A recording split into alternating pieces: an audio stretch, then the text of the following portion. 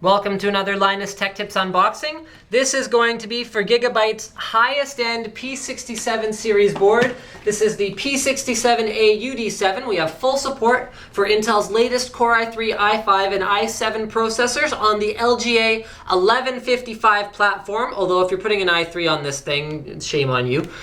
So the first thing we're going to find out about this board is that it has a 3-year warranty, okay, and it delivers maximum CPU power. So why don't we go ahead and open up the front of the box and find out what exactly Gigabyte means by that. Well, they have equipped this motherboard with a 24-phase power design.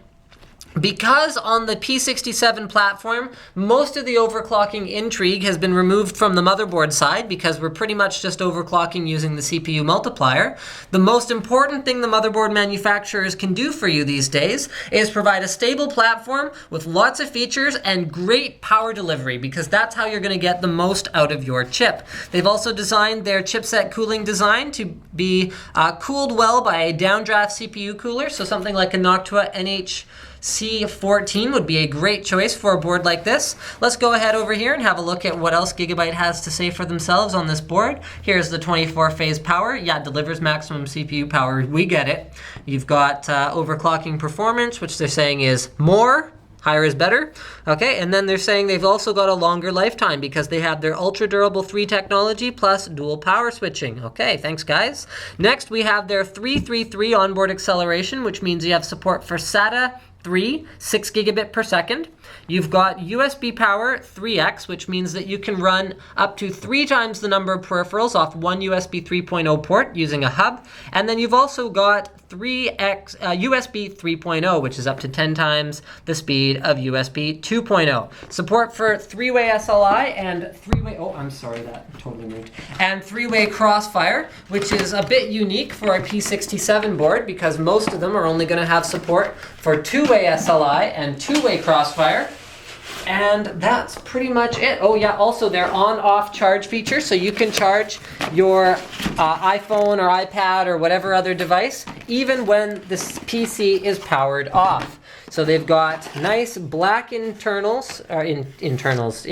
here on all of the packaging. Let's see what Gigabyte has included with this board. Okay, first we have a warning. Socket 1155 is not socket 1156, so please, please make sure if you're buying a P67 board like this one, you are not trying to install a socket 1156 processor in it. Here we've got our user's manual as well as a 6 series drivers and utilities DVD, which you should throw away and download the latest from the Gigabyte website. Multilingual installation guidebook showing you how to install your CPU, RAM, all that good stuff. Next we have a couple of stickers, a Gigabyte one and a Dolby Home Theater one.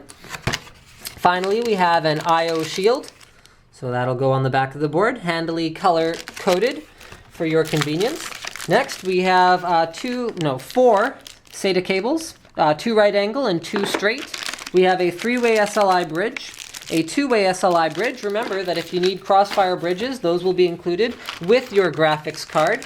We have one of their awesome back panel eSATA Pci guys, so you plug that into 2 of your internal ports, you get more eSATA, then you can use that adapter to plug in a couple standalone drives, and you got some eSATA cables. This is a great little kit.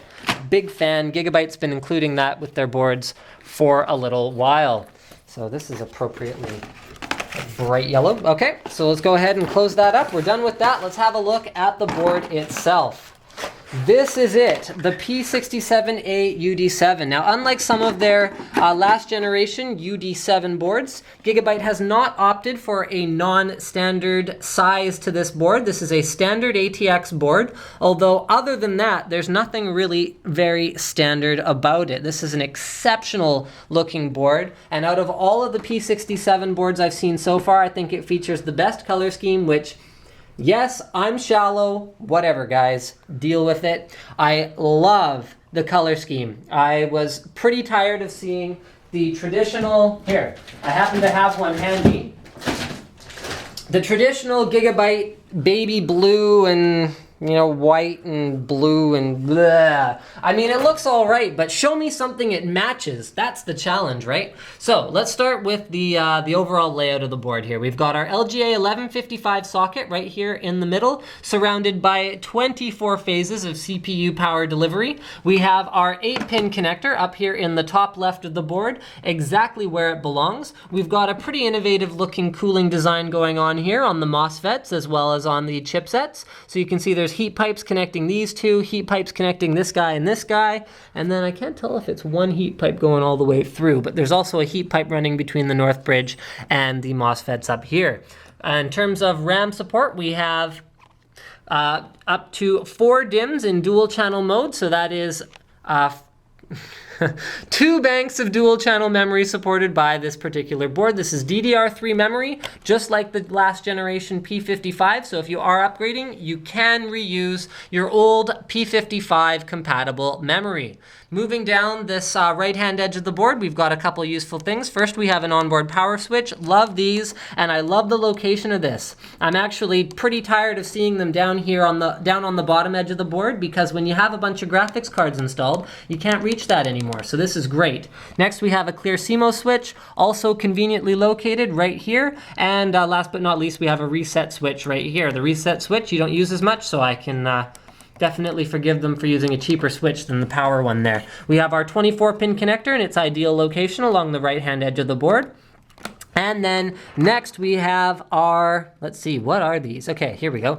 So these ports are sort of color-coded. These two are SATA 2 3 gigabit per second.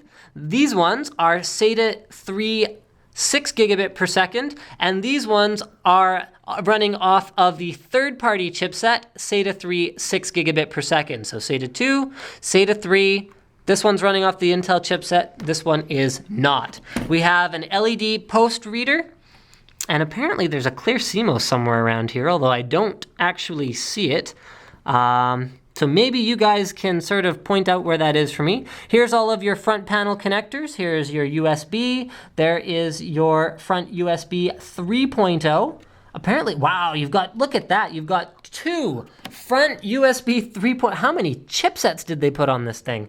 Okay, well that's outstanding. So you have 2 front panel headers for USB 3.0. That's great. Right now, there aren't really any cases that support that standard yet, but hopefully by the time you watch this video, there will be, if you're watching it a lot later. Here is FireWire, which if you're honestly still using, then good for you, I guess. Someone has to. And then let's have a look at our slot layout. We've got a single PCIe 1X slot. We've got 3 PCIe 16X slots, which are all actually only wired up to PCIe 8X. And then we have these 2 are wired for full 16X operation, although I don't know what they actually run at. And then this one is wired only for 8X, and this one is wired only for 8X. So if you are running 3-way Crossfire or 3-way SLI, don't kid yourself, you're not gonna be running at 16X, 16X, 16X, but it hasn't really been demonstrated that it impacts performance negatively anyhow.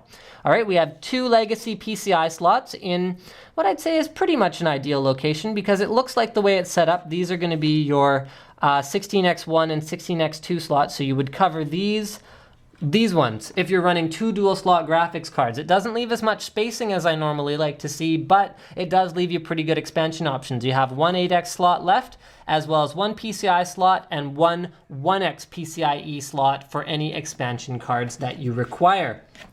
Let's move around to the back of the board and have a look at is one of the more impressive I/O shields that I've ever seen. So we've got our PS2 combo port, which I'm still a big fan of. Love these things, they're great. We have 6, yes, count them, 6 USB 3.0 super speed ports. We have digital audio in both optical and coaxial flavors. We have dual eSATA, 2 USB 2.0 ports and 2 FireWire ports, dual gigabit LAN, as well as 7.1 audio out. So thank you for checking out my unboxing of the P67A-UD7. Don't forget to subscribe to Linus Tech Tips for more unboxings, reviews, and other videos about computers and stuff.